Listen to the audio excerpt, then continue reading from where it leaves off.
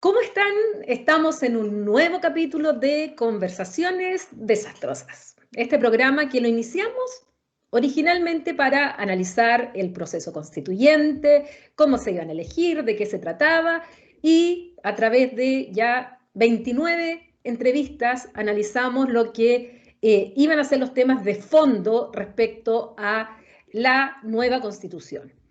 Pero hemos decidido, a través de este capítulo número 30, en esta segunda temporada ya, ampliar el ámbito de los temas que vamos a conversar y qué mejor que hacerlo con un top de los top de lo que es divulgación científica. Y por eso es que le agradezco muchísimo a Gabriel León, quien es bioquímico y doctor en biología celular y molecular de la Universidad Católica, quien es justamente divulgador científico y que tuvo un programa y un proyecto muy lindo de ciencia sin ficción, que aquí en Concepción sobre todo hicieron cosas maravillosas, entre ellas un programa que yo agradezco hasta el día de hoy del programa Estudios Europeos en el TVU. Gabo, ¿qué tal? De verdad, felicidad tenerte en este primer programa que vamos a cambiar de tema, vamos a girar un poco. Un honor, pues, Paulina. Muchas gracias por considerarme para este cambio de giro. Me parece genial. Qué interesante esto de haber tenido conversaciones en torno a la constituyente y ahora tener este cambio para ir coqueteando con otras áreas. Y por supuesto, un honor ser el primero en este cambio de giro de las conversaciones desastrosas. Muchas gracias por la invitación. Sí, ¿cómo no llegar al primero en cuanto a divulgación científica? Yo te escuchaba mucho en radio, en programas, tú tienes tus propios programas y donde has contribuido tanto justamente a hacer en fácil temas que son muy complejos, que es algo que tratamos de hacer nosotros también aquí en conversaciones desastrosas, con a veces temas que son políticos, jurídicos, económicos, pero hacerlo sencillo para que la gente que no está familiarizada, pero sí que quiere saber, pueda entenderlos. Y en eso tú, como decía, bueno, has hecho un gran trabajo. Y yo te invité porque quiero que conversemos de varias cosas. Obviamente, hablar de la pandemia, porque antes de que empezáramos a grabar, bueno, conversamos un poco. Y lo primero es preguntarte cómo has estado tú, cómo has vivido tú la pandemia y cómo esto de lo virtual, que ahora ya nos parece tan común, también te ha servido para amplificar aún más esto que es llevar la ciencia, sobre todo a los niños y las niñas, como tú lo has hecho, pero al público en general. Ha sido complejo, pero afortunadamente en mi contexto más cercano, en mi grupo más cercano, ha estado bien. Todos sanos, todos con trabajo, manteniendo cierta estabilidad dentro del caos que implicó este cambio de vida de la pandemia. Así que por ese lado tranquilo, en el sentido de que están todo mi grupo más cercano bien. Pero ciertamente es difícil. Creo que en mi caso en particular, mi personalidad resiente un poco menos, porque a mí el encierro como que no me molesta mucho.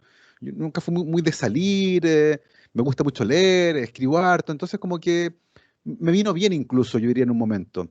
Pero ciertamente, y lo conversamos también fuera de micrófono, uno empieza a darse cuenta que no hay algo bien. Cuando ya hay una contractura de cuello que te dura casi un año, cuando te mueves de repente para el lado y te quedas adolorido, cuando te das cuenta que físicamente uno empieza a resentir el encierro, que psicológicamente uno empieza a resentir no ver a la gente que uno quiere.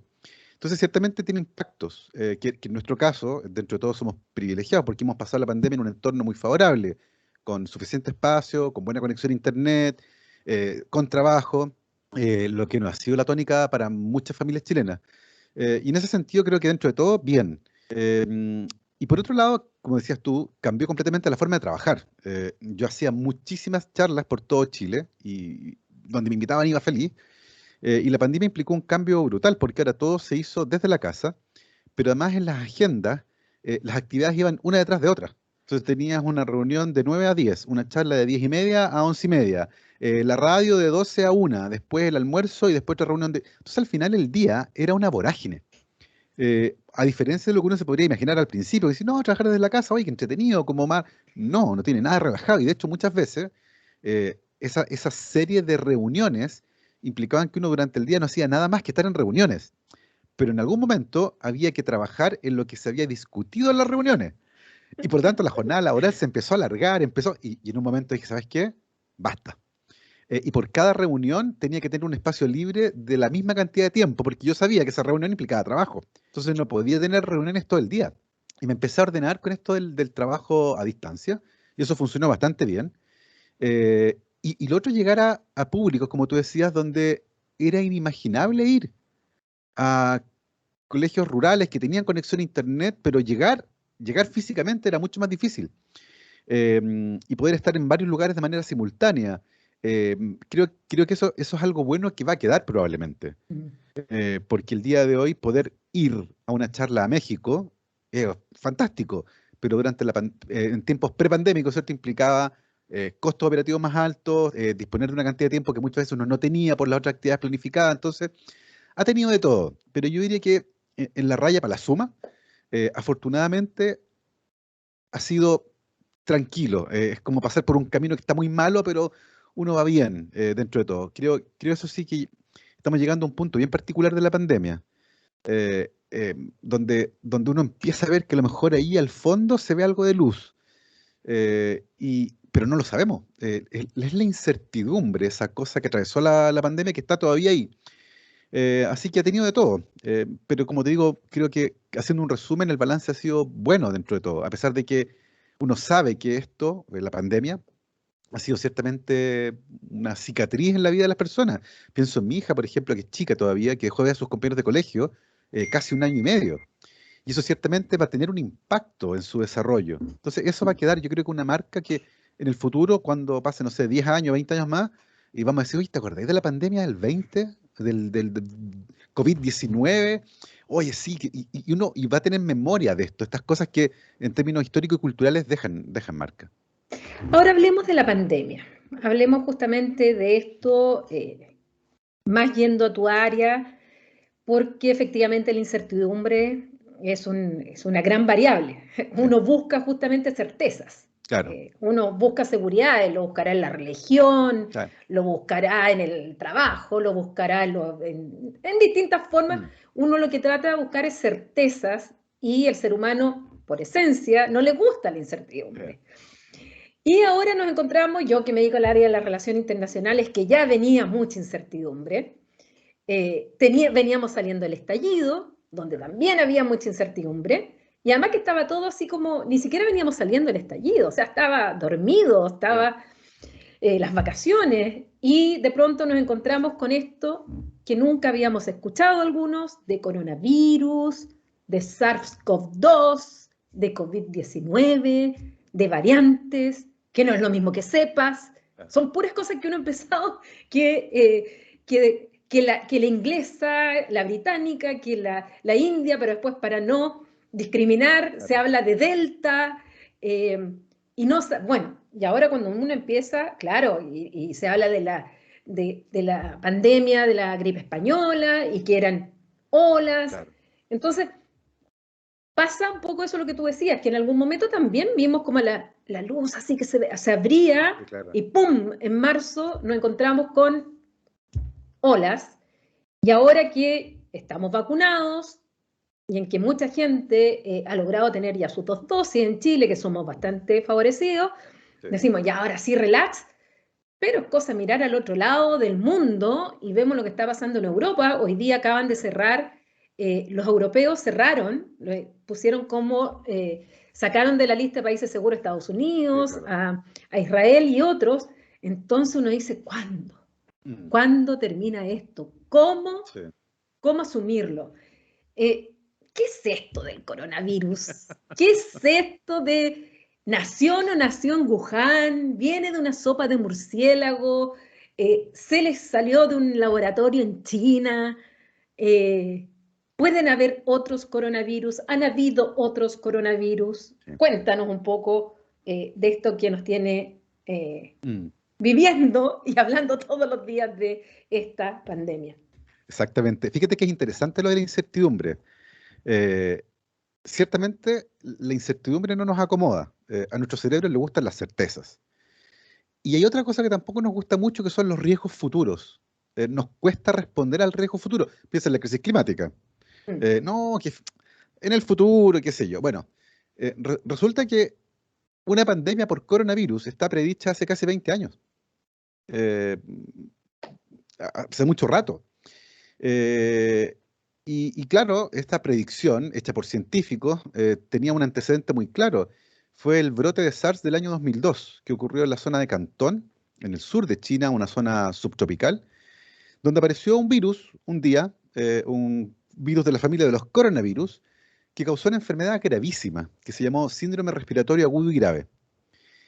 Eh, Era tan grave esta enfermedad que mató al 10% de los que infectó. Es una brutalidad.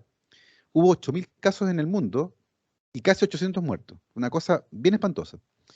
En América casi no nos enteramos. En Sudamérica hubo 3 casos, 2 en Brasil y 1 en Colombia. Los 3 se salvaron.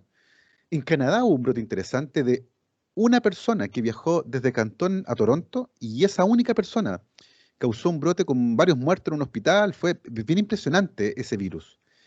Pero al mismo tiempo era tan grave que rápidamente las personas manifestaban síntomas muy violentos y los internaban en un hospital y los sacaban de circulación. Y por lo tanto esas personas tenían pocas chances de contagiar a otros.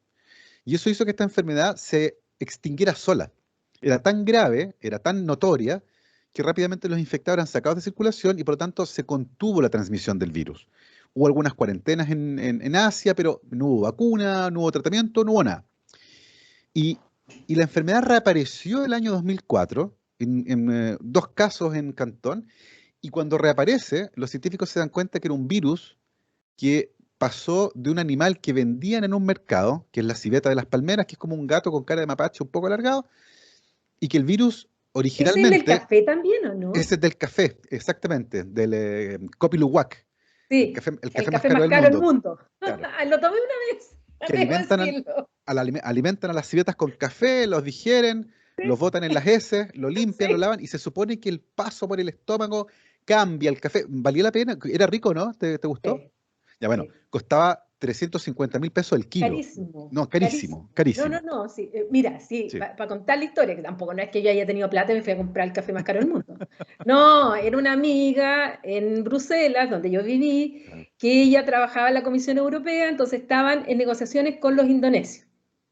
Y los indonesios le llevaron de regalo este café. Entonces cuando la fuimos a ver, dice, oye, les quiero dar café, abramos el café, dicen con su marido, y cuentan la historia del café. Entonces dijo, les vamos a contar antes por si es que lo quieren tomar o no. En el fondo era café de la caca Sí, del claro. animal. Sí, claro.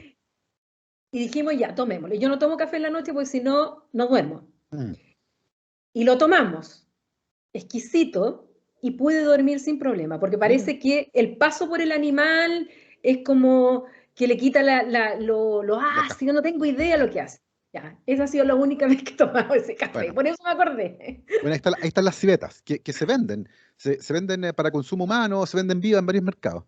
Pero fíjate que lo curioso es que las civetas estaban enfermas. Tenían fiebre, estaban decaídas, no eran el reservorio del virus. Un virus puede vivir en un animal en son de paz. El animal no le hace nada al virus, el virus no le hace nada al animal, y ese animal es el reservorio. Y los científicos empezaron a investigar y descubren que los murciélagos de la herradura que viven en el sur de China están llenos de coronavirus, pero llenos de coronavirus.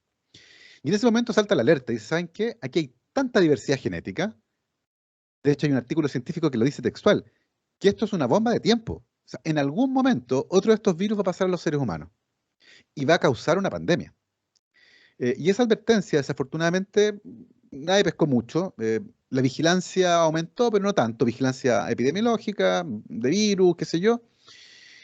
Hasta que llegamos a lo que ocurrió en Wuhan. A fines del 2019 se cree que el virus, muy probablemente, estaba circulando al menos desde noviembre, Mm. pero muy probablemente agosto o septiembre, las fechas más claras con respecto a cuando el virus salta a los seres humanos. Y los virólogos creen que el virus existe desde hace al menos unas 4 o 5 décadas, incluso un poco más, en murciélagos. Entonces estaba esperando ahí harto tiempo hasta que de alguna forma llega a los seres humanos. Ahora, ¿cómo llega? Eh, Como ocurría en la antigüedad, pues las pandemias con virus animales han existido siempre. Ahora son más comunes porque nosotros nos hemos ido a meter en todos los ecosistemas. Y cuando uno destruye un bosque, por ejemplo, los animales que viven ahí tienen que irse a otro lugar. llevando con ellos los virus que tienen encima. Y ahí aparece algo que es bien impresionante en los murciélagos. Los murciélagos hospedan a una cantidad gigante de virus que son letales para los seres humanos. Partiendo por el virus de la rabia, el virus más letal que se conoce. Si a ti ¿Más te... que el ébola? Lejos, este tiene un 100% mortalidad. Ya. Si a ti te muerde un perro con rabia y no te vacunas, te vas a morir.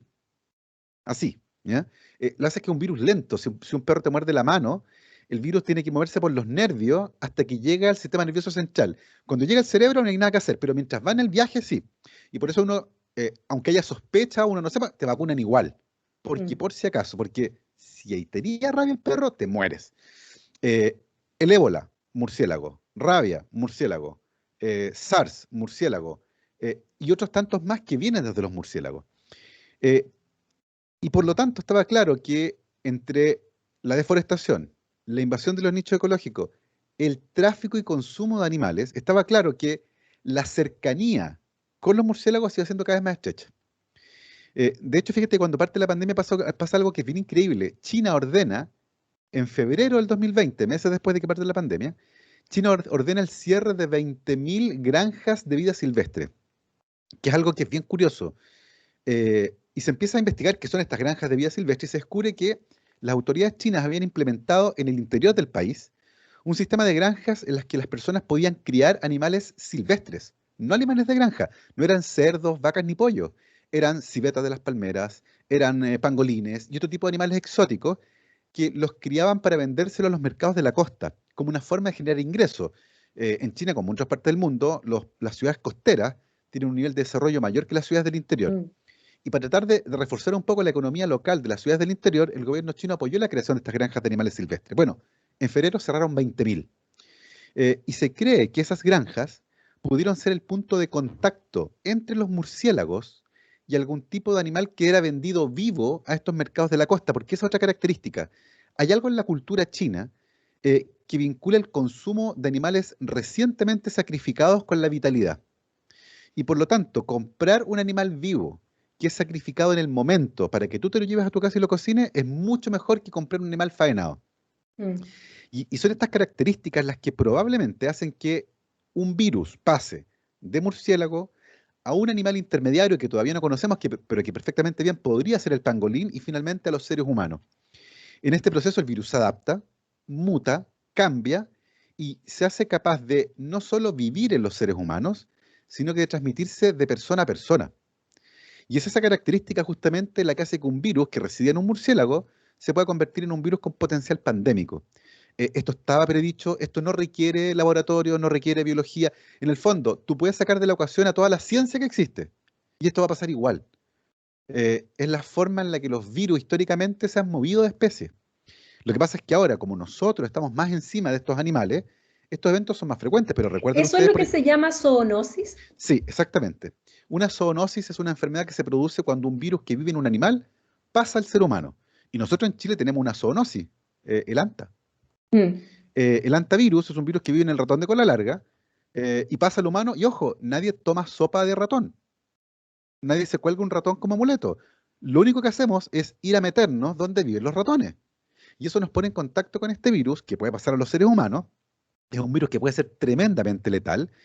Y hay descrito al menos un par de brotes donde además el virus pasó de humano a humano, cosa que durante mucho tiempo se Mm. pensó que no ocurría. Entonces, las zoonosis van de la mano también con las mismas tragedias vinculadas al cambio climático.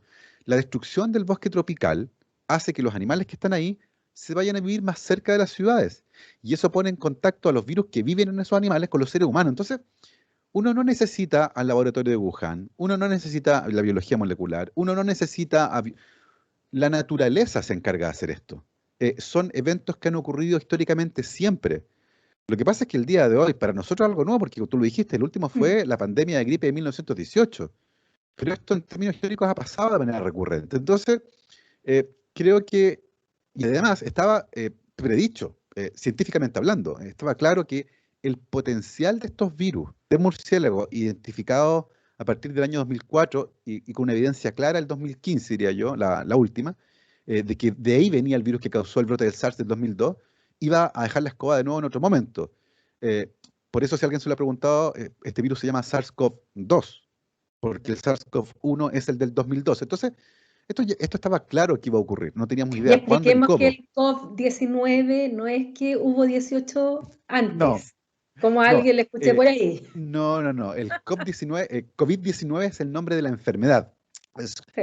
Coronavirus Disease del año 2019, enfermedad por coronavirus del año 2019, causada por un virus que se llama SARS-CoV-2. Esto de las siglas para perderse, porque además salió al principio de la pandemia, no sé si te acuerdas, gente que ponía las fotos de este spray que desinfecta y decía, mire, acá dice, mata coronavirus. Ya sabían que esto es, claro, porque era el coronavirus famoso del 2002, y además hay otros coronavirus, porque esto es una familia de virus que circulaban en seres humanos y que producen una enfermedad parecida al resfrío. Entonces, no es la primera vez en la historia que nos enfrentamos a un coronavirus, ¿ya? Pero claro, cuando empiezan a aparecer todos estos nombres y uno empieza a buscar, empieza a leer que existía, entonces empieza a aparecer la idea del complot. Entonces, claro, esta fue parte del pool de ideas bastante floreadas que aparecieron durante la pandemia, pero la verdad es que está bastante claro que esa sería la ruta de entrada de este virus a los seres humanos, y lo que explica por qué el día de hoy estamos todos encerrados. Bueno, de hecho me acuerdo que mi hijo llegó un día con Asterix y Obelix, y en una parte, en uno de los capítulos, dice coronavirus. Y ya estaba en esta BD de Sí, Asterix y Obelix. sí. Em, es bien interesante todo esto porque justamente quiero llegar al tema del complot, Mm, de las ideas falsas, de las noticias falsas, porque la conocemos en política, claro. yo que lo he visto mucho en varios temas, pero al final se va juntando, hay una negación de la ciencia por parte de muchos, y ahí tuvimos en su momento al propio Donald Trump, pero que se ha ido replicando en Jair Bolsonaro y otros. Entonces pues, nos encontramos con los Claro. antivacunas, los anticiencia, los antitécnicos, los antiacadémicos, también que niegan el cambio climático, y al final te haces un cóctel súper peligroso, Sí. porque vemos después movimientos antivacunas, pero que se mezclan y hasta con movimientos neonazis y se Sí, mezclan con una serie de ideas extremas sí. que finalmente van desinformando a la población. Y algunas personas, sin querer a lo mejor, ante este miedo, porque la gente tiene miedo, y Sí, cuando claro. tienes miedo, y esto que hablamos de la incertidumbre, bueno, a veces la gente se quiere agarrar de algo y dice, no, si esta es mentira el cambio climático, es mentira esto del virus, es mentira, todo lo que me están diciendo es mentira, y en realidad esto es todo un complot de Bill Gates, es un complot de Soros, es un complot de los chinos, y viene todo esto. ¿De qué manera poder influir más en la gente para que entiendan que esto es verdad? O sea, lo que tú señalas, habían informes de la Organización Mundial de la Salud entregados antes que anunciaban que esto podía ocurrir. Hay un video que se hizo viral de Bill Gates, efectivamente, donde cuenta todo y el riesgo que había que el contacto finalmente fuera de persona a persona y que fuera a través del aire.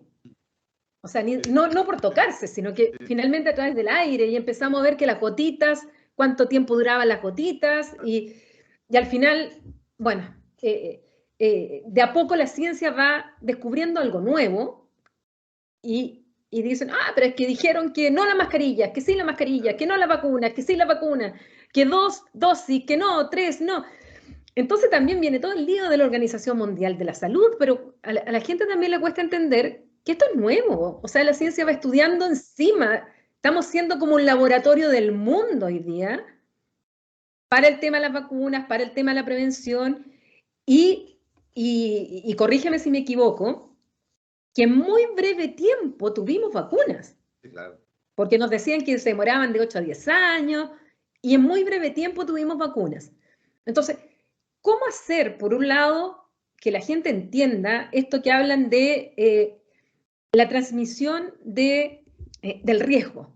Sí, De que hay un riesgo evidente, por un lado. Y las desinformaciones y estos grupos interesados que de repente salen ahí, mm, mezclan entre política, sí, claro. religión, intereses económicos y todo. Y uno ahí entre medio sin saber qué diablo hacer, si sale o no sale, si besa o no besa, si la mascarilla se la pone, si se pone o no se pone la vacuna. Entonces, ¿cómo hacerlo, Gao, en esto para poder ayudar a la gente? A ver, es un tema extremadamente complejo. Eh, Fíjate que hay algo bien curioso con nuestro cerebro. Eh, Nos cuesta entender los eventos azarosos. Siempre queremos tener un culpable. Nada es casualidad. Siempre hay como que nuestro cerebro está cableado de alguna forma así. Hay una investigadora que se llama Karen Douglas, ella trabaja en la Universidad de Kent, en el Reino Unido, y ella estudia estas historias conspiranoicas, y es una psicóloga social, y llega a la conclusión de que tiene que ver con eso. Nos cuesta aceptar que las cosas sencillamente pasan. Y para muchos es más sencillo entender que hay un complot. Alguien se organizó para hacer esto.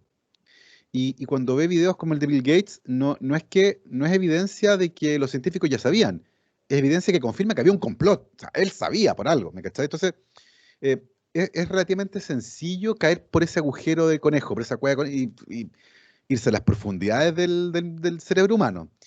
Entonces, es algo que ocurre, y ha ocurrido siempre. Todo el tiempo, la desinformación, particularmente en tiempos de crisis, ha ganado un espacio. Ciertamente con el advenimiento de tecnologías como Internet es mucho más fácil distribuirlos, pero es algo que es parte de la naturaleza humana, diría yo. Y por lo tanto, contrarrestarlo se convierte en algo complejo. ¿Ya? Eso es lo primero. Eh, en segundo lugar, creo que es importante entender que nadie de los que cree que las vacunas son peligrosas o son malas o no hay que vacunarse, ninguna de esas personas llegó a esa conclusión leyendo artículos científicos.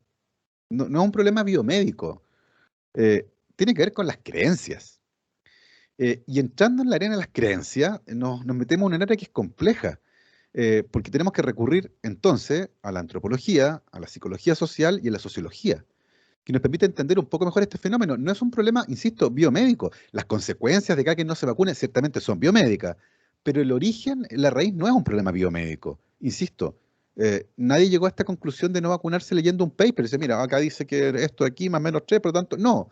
Y por lo tanto, no lo voy a hacer cambiar de idea con más papers o con más Mm. artículos científicos. No tiene que ver con la evidencia científica. Eso es fascinante desde el punto de vista científico, pero tremendamente desesperanzador desde el punto de vista de la pandemia. Uno ve, por ejemplo, lo que está ocurriendo en Estados Unidos, un país en el que la vacuna y la vacunación para un grupo importante de la población choca fuertemente con sus más profundas creencias, que no tienen que ver de nuevo con la ciencia, tienen que ver con la libertad individual. Sí. En el fondo, nadie te puede decir a ti qué tienes que hacer, nadie. Independiente si te están diciendo que te cuides porque hay un virus mortal afuera. Y hace poco me tocó ver, estoy preparando una presentación justamente sobre este tema para un congreso médico, me tocó ver una especie de reportaje que hizo el New York Times, un video de 9 minutos, donde muestran a gente que se identifica como libertarios y que cuando le preguntan por qué no se vacunó, la persona dice, porque no me gusta que me digan qué hacer. Mm. Y es un argumento tremendo. Y esa persona murió 9 días después. Y el periodista que hace el reportaje dice, así es como se ve la libertad hoy en Estados Unidos, entendida como este derecho a contradecir lo que la autoridad médica me dice. Que sería un poco con lo que decía Michael Gove, ¿te acuerdas? Este Sí, señor, o sea, estamos hartos de los expertos, la gente sí. no quiere que los expertos... Pero ¿cómo lo hacemos entonces? Porque cuando a alguien se le echa a perder el auto, lo lleva al mecánico. Si tengo un problema en una muela, voy al dentista, no me meto a YouTube a ver un video de cómo arreglarme yo la muela. Pero aparentemente en algún momento decidimos que este tema sí lo puedo arreglar yo, desde Google. Y es ahí donde justamente los sociólogos, por ejemplo, el otro día leí un artículo precioso de una socióloga que decía que uno de los grandes problemas en Estados Unidos tiene que ver con la identidad de grupo. Y por ejemplo, en muchas comunidades que son profundamente republicanas, que votaron por Trump 2 veces, que añoran a su gobierno, la campaña de vacunación está dirigida ahora por un gobierno que es demócrata, y eso no les gusta.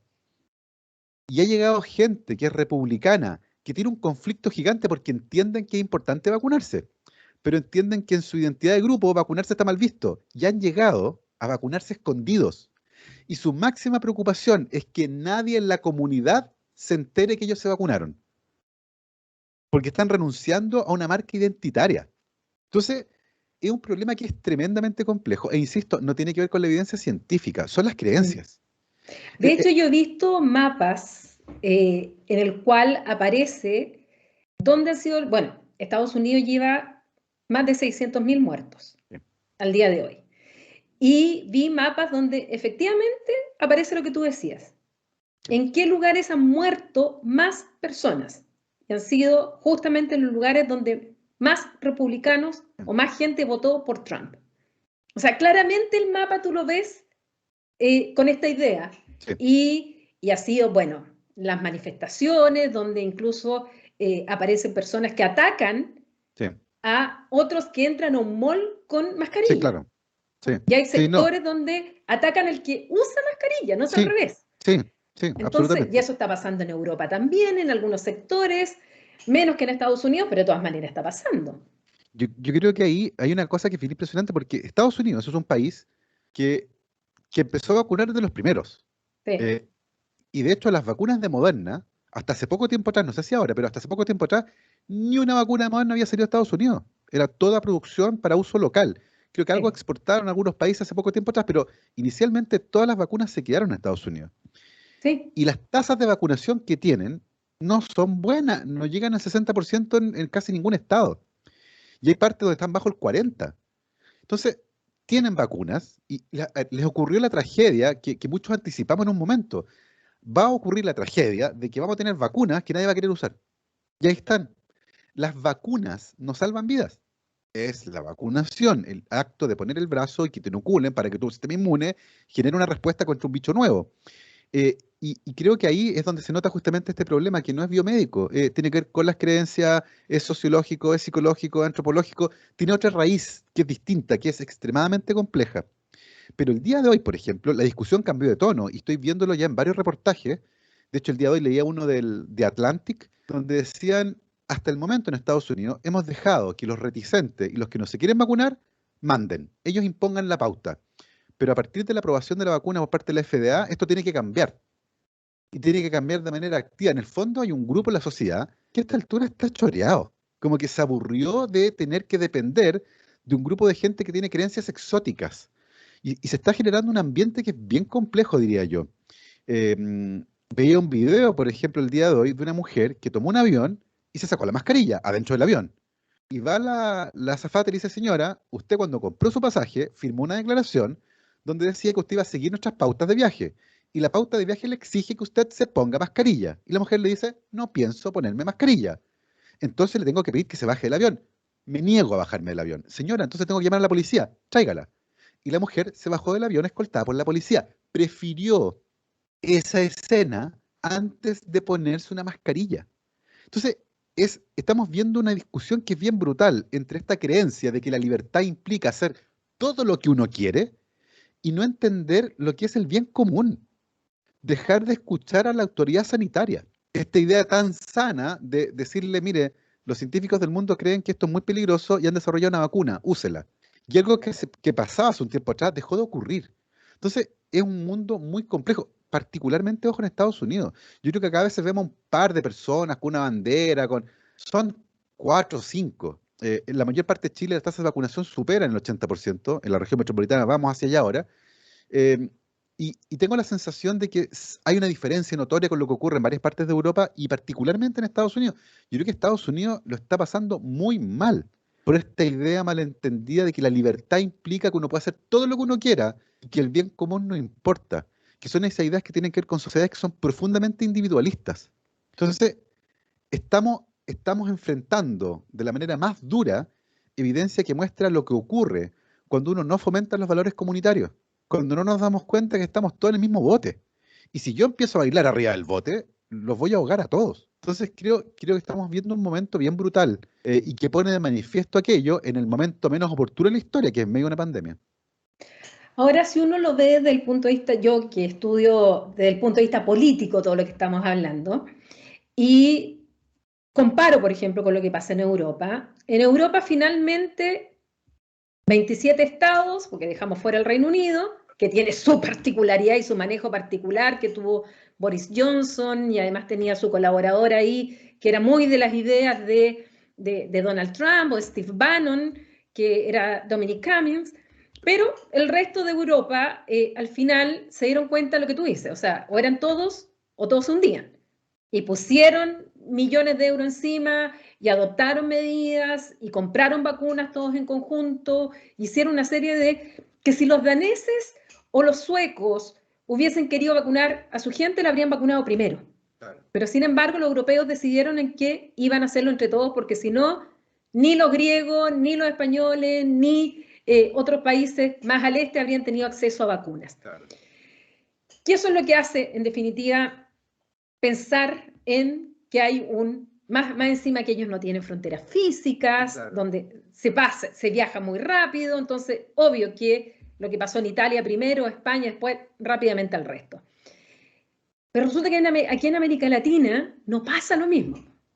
O sea, que en América Latina estamos todos divididos y dentro del contexto latinoamericano, obviamente destaca Chile por el haber adquirido vacunas y por los altos índices de vacunación que tenemos.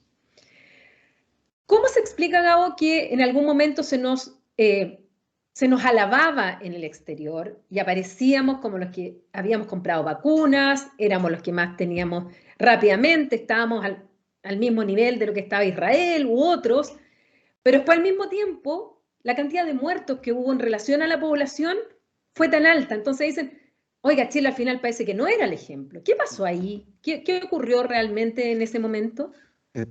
Yo creo que hay dos fases en la pandemia. Efectivamente, las vacunas llegan después de un año de pandemia. Recordemos que Chile se autorizó la primera, si no me equivoco, el miércoles 16 de diciembre. El ISP autoriza la vacuna de BioNTech Pfizer, pero la vacunación parte en febrero, ya no partió al tiro. Entonces tuvimos casi un año con una pandemia completamente descontrolada. Y cuando uno analiza la evidencia científica generada, por ejemplo, en un artículo científico publicado en Science, muy bueno, por un grupo de chilenos, donde mostraban, por ejemplo, lo que ocurría durante nuestras cuarentenas y la baja en la movilidad que había durante las cuarentenas. Y lo que se podía ver en esos estudios era que, en primer lugar, la baja de movilidad que se obtenía no era compatible con una cuarentena formal. Y eso fue súper peligroso porque finalmente terminó desfigurando la palabra cuarentena. La gente decía, oye, las cuarentenas no funcionan. El problema es que nunca hubo una cuarentena con todas las de la ley, con una reducción importante de la movilidad. Ahora, ¿por qué ocurría eso? Y hay varias pistas en ese artículo. La movilidad disminuía más, por ejemplo, en el sector nororiente de Santiago versus el sector surponiente. Era notoria la diferencia. Y uno podía empezar entonces a meterse en esto que el ministro de Salud en algún momento, cuando era todavía Mañalich, dijo sorprenderse del estado de hacinamiento que había en algunas comunas de Santiago. Y tiene que ver con la realidad del país. Había mucha gente hasta el día de hoy que si no sale a trabajar todos los días, sencillamente no tiene dinero para vivir. Y por lo tanto, la realidad social, los determinantes sociales de la salud, que están ahí hace tiempo, no es un descubrimiento nuevo, se sabe que afectan a la... Bueno, tiene que ver con esto justamente, como alguien que no tiene un trabajo estable, que tiene que hacer todos los días, no puede hacer cuarentena. Si a mí me decían, Gabriel León, enciérrate durante un mes en tu casa, yo compraba provisiones y me encerraba un mes en mi casa, porque claro, vivo en una casa cómoda, tengo internet, tenía trabajo, no tengo ni un problema. Pero hay un montón de gente que sencillamente no puede hacer eso. Entonces, ciertamente durante un tiempo, las restricciones no fueron las adecuadas, los controles tampoco. Yo me acuerdo que en algún momento durante el mes de junio del 2020 hubo fiscalización acá donde yo vivo, con un barrio súper central en Providencia, pero fueron pocos días y después nada. Entonces, básicamente, el control queda en manos de el guardia del supermercado, el guardia del banco, el señor de la tienda que te tomaba la temperatura, que te pedía el pase de movilidad, pero él básicamente quedó en ese ámbito. Entonces, tengo la sensación de que particularmente el manejo inicial tuvo esta suerte de, no sé cómo llamarlo, no fue prolijo y los datos están ahí. O sea, teníamos cuarentenas que no eran cuarentenas porque la movilidad no bajaba. Y una cuarentena que no reduce la movilidad no debería ser llamada cuarentena, porque después queda la idea de que las cuarentenas no funcionan. Las cuarentenas funcionan, pero cuando se hace una cuarentena. Me acuerdo cuando los científicos italianos, el primer país, ¿te acuerdas? Donde quedó el gran desastre en Europa fue Italia, donde veíamos el obituario en el periódico 18 páginas de obituario en un momento en el norte de Italia. Bueno, cuando los científicos italianos invitan a los pares chinos a que vayan a ayudarlos, lo primero que les dicen, sus cuarentenas no funcionan, no sirven. Mira, hay transporte público, hay gente en la calle, ¿qué es esto? Es una cuarentena, porque no, esto no es una cuarentena. ¿Ya? Entonces tengo la sensación de que va un poco por ahí. Ahora, hay otra cosa que es distinta, que tiene que ver con cómo se negociaron las vacunas, cómo se compraron las vacunas anticipadamente, que eso ciertamente se hizo bien. Y ahí el gobierno lo hizo bien, negociando y comprando vacunas. Y la otra cosa notable es vacunando, porque tú no sacas nada con tener una bodega llena de vacunas. Tienes que distribuirla en un país que es muy heterogéneo y aplicarla. Y en eso, y aquí viene una mini homenaje al PNI, al Programa Nacional de Inmunizaciones, y a todo el aparataje que en las últimas 5 décadas, no sé, ha posicionado a Chile como un líder en la región. Chile fue el tercer país del mundo que erradicó la polio. El último caso en Chile fue el año 75, el año que yo nací, el último caso de polio. Somos muy buenos vacunando gente. Es una experiencia que está décadas de experiencia. Entonces, esos dos elementos cambian un poco también el curso de la pandemia, en el momento en que se consiguen vacunas y se logra vacunar a la gente. Pero hay un momento previo que tiene que ver con cómo se manejó. Mucha gente ha dicho cómo se administró la pandemia. Yo creo que es un término que puede sonar duro, pero me parece que es el adecuado. ¿Cómo se administró? Y ahí uno encuentra probablemente el grueso de las víctimas fatales en ese periodo, previo a las vacunas, cuando la gente igual tenía que salir, igual tenía que exponerse, igual se movía, no se podía quedar uno guardado. Entonces, claro, eso explica por un lado, como decías tú, que en algún momento tenemos una tasa de letalidad alta por millón de habitantes comparado con otros países, pero ahora tenemos una tasa de vacunación alta con casos que van a la baja. Y estamos todos pendientes, porque sabemos que en una pandemia con un virus nuevo, cantar victoria es lo peor que uno puede hacer, porque además sabemos que la variante Delta entró hace poco y no sabemos qué comportamiento va a tener, porque no lo sabemos, no tenemos idea. Y uno puede anticipar, mira, puede que quede la escoba, puede que no, pero en los dos escenarios es mejor ponerse en el escenario malo y asumir que sí va a caer la escoba. Y por lo tanto, el mensaje claro tiene que ser, la pandemia no se ha terminado. Y estar vacunado no implica ser inmortal. Entonces me tengo que seguir cuidando, tengo que mantener el cuidado. Y es ahí donde estas campañas de comunicación del riesgo fallaron. No estaba claro.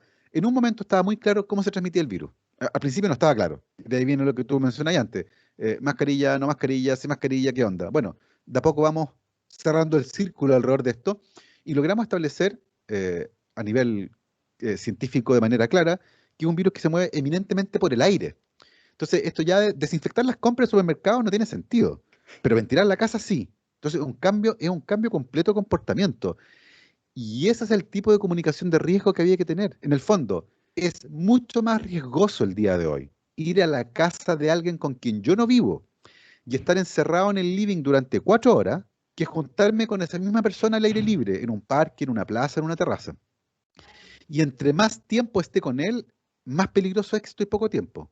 Entonces, y entre más gente haya, obviamente el riesgo es mayor. Entonces, ese tipo de información no fue entregada desde mi punto de vista de manera oportuna para que las personas pudieran decidir, entendiendo esa información, qué escenarios eran riesgosos y cuáles eran menos riesgosos, porque no hay escenarios de riesgo cero. Entonces, a la luz de eso, uno podía ir viendo qué cosas hacía. Si tengo que ir al médico porque tengo dolor en el pecho, por ejemplo, es una muy buena razón para ir al médico. Pero si tengo una cosa pequeñita que me duele aquí, tal vez puedo postergarlo un poco. Entonces, y si voy a ir a un centro médico que está saturado de gente, bueno, ahí decido, ¿es grave lo que me pasa o no? Si es la uña, no, pero si el corazón, sí. Y ahí tengo que ir de todas maneras porque me puedo morir de un infarto. Lo mismo, si voy a ir a vacunarme o voy a ir a un mall. Chuta, si voy a vacunarme, voy a algo que me va a hacer un beneficio a la salud. Pero ir a un mall, la verdad, no es tan importante. Puedo comprar online o puedo no comprar tal vez. No es necesario ese par de zapatillas ahora. Entonces, ese fue el tipo de información que tal vez hizo falta para que justamente las personas hicieran cambios en su comportamiento que pudieran ser beneficiosos en el resultado final. Menos casos, menos muertos, menos gente en la UCI. Eh, y yo creo que ya no se hizo, se aprendió tal vez por Haciendo. repetición haciendo, pero ciertamente, y esto va a ser interesante, material de estudio para los próximos 4 o 5 años va a haber, y comparar qué fue lo que hicieron los países, qué marcó el destino de cada país, y eso ciertamente no me cae ninguna duda. Va a generar un montón de estudios que nos va a permitir entender bien después cómo fue el manejo de la pandemia y cuáles fueron las consecuencias de cada estrategia elegida por distintos países. ¿En eso tú crees que la comunicación de riesgo actual, con el tema de la variante Delta, que según las informaciones es más rápido el contagio y que ya está en Chile, esta comunicación de riesgo es la correcta, sobre todo cuando estamos pre-fiestas patrias, donde ya se están dando una serie de facilidades para la... Porque también uno entiende que la gente ya está chata, quiere salir, es año y medio. También llega un momento en que uno dice, por mucho que sea racional, decir, no, uno no tiene que salir, pero también llega un momento que uno dice, ¿sabes qué más? Quiero ver a mis viejos, Claro. quiero ir a ver a mi abuela, quiero salir y tomar aire, ya, si no puedo seguir tampoco eternamente así. Sí. Y vienen justo fiestas patrias, ahora, que yo recuerdo el año pasado, más o menos en esta fecha, en que aquí en Concepción nos encuarentenaron. Sí. Y al mismo tiempo salió la norma del Ministerio de Salud que decía que iban a dar como chip libre 3 o 4 días para fiestas patrias. Oye, yo grabé hasta un video y lo subí pidiendo que por favor esa medida no se aplicara en la zona que estábamos recién entrando en cuarentena. Porque en el fondo estaban aplicando una medida con parámetros de Santiago al resto, y aquí hasta el intendente dijo que no. O sea, políticamente que el intendente, que es el representante del presidente de la República, dijo, no, yo no voy a aplicar la medida en Concepción. Y de allá su jefe le dijeron, no, si se va a retractar. Y dijo, no, no me retracto. Aquí en Concepción no se aplica. Y no lo echaron.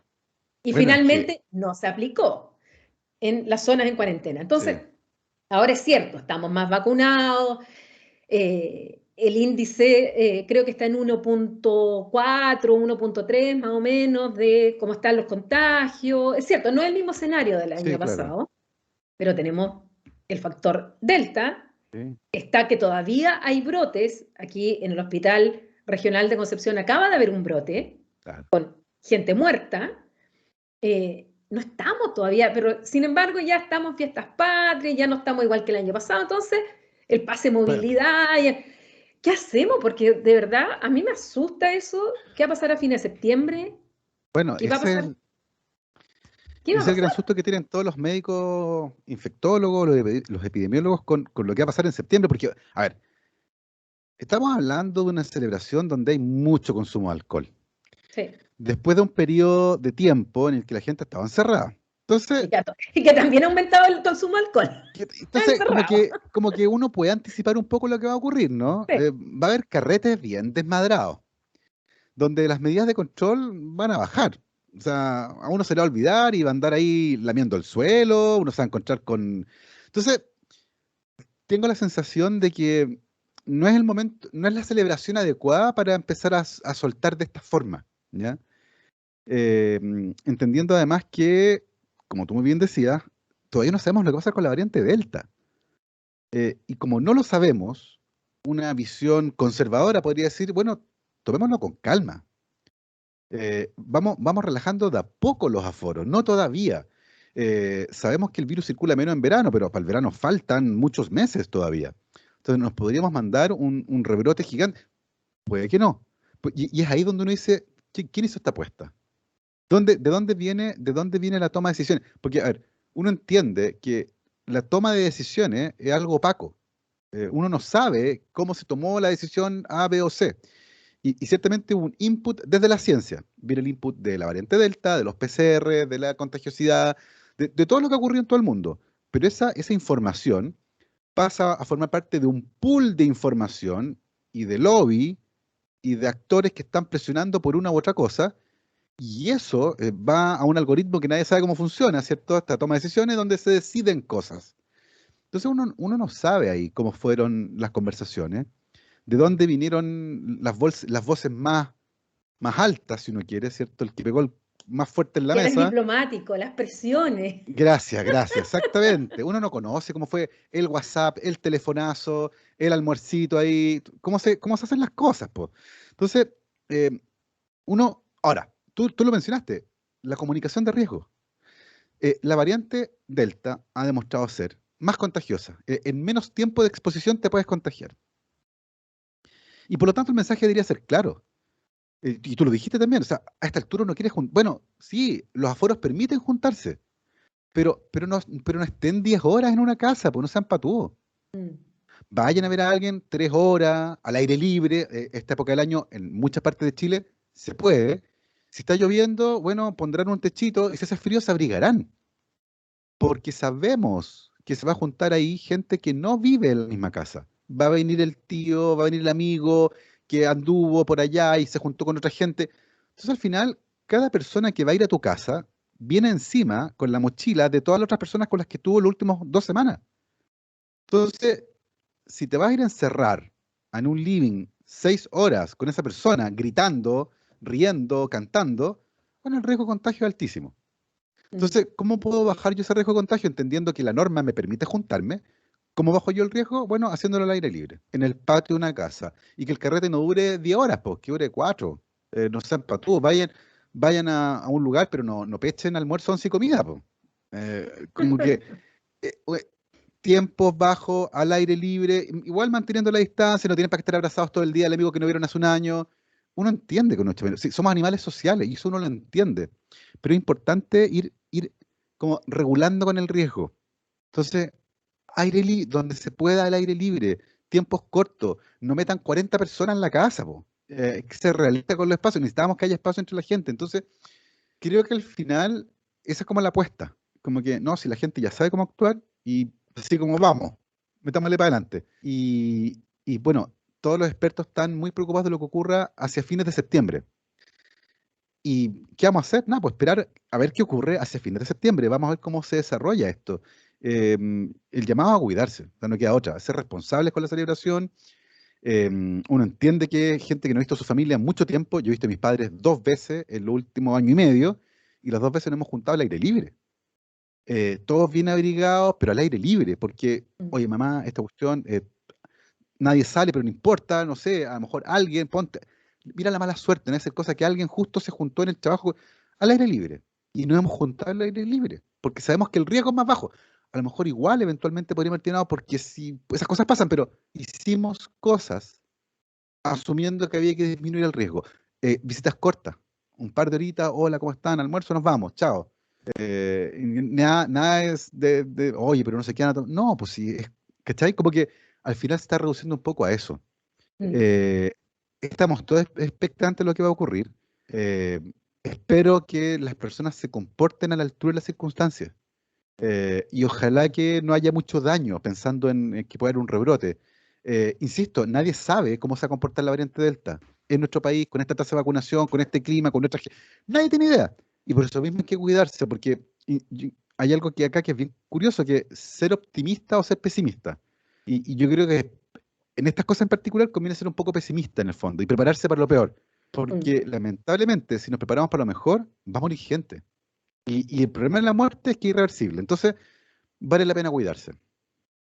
Bueno, Gabo, yo te agradezco muchísimo porque justamente la idea de conversar sobre estos temas contigo era también pasar estos mensajes, también explicarlo, por qué, porque a veces solamente decir, oiga, cuídense, pero sin explicar por qué, la gente no lo hace.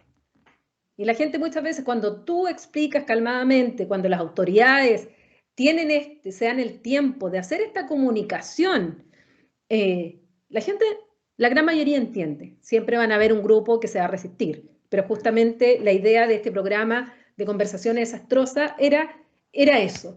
Así es que yo te agradezco mucho el haber participado. Este es el capítulo número 30, pero el primero en temas que no decían relación directa con el proceso constituyente. Yo encantado de haber sido invitado a esta edición especial de 30 conversaciones desastrosas, qué gran nombre, por cierto, y hacer este cambio de mirada para hablar de un tema contingente, relevante, Y nada, un honor participar de esta conversación, Paulina. Estuvo muy entretenido.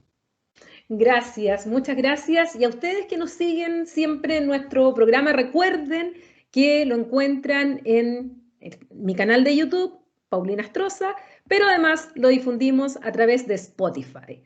Los espero para una próxima conversación desastrosa, ahora ya con un abanico mucho más grande. Así que chao, Gabo, y adiós ustedes también. Y hasta la próxima. Chao, chao.